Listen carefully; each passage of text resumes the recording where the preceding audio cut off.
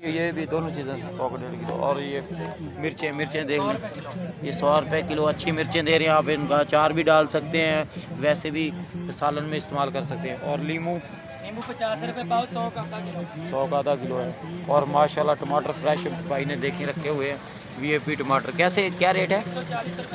140 रुपये किलो। और ये छोटी मिर्चें 50 रुपये पाव। अच्छा, ये सालन में डालने के काम आती है। और मेरा ख्याल सलाद में सालन के काम। और खीरों का क्या रेट है?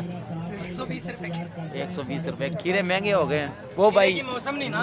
वो दूसरा भाई तो 250 रुपये 200 रुपये दे रहे थे। वालेकुम सलाम। आप कुछ कहना चाहेंगे? यार हम खाना खा रहे थे। हाँ जी।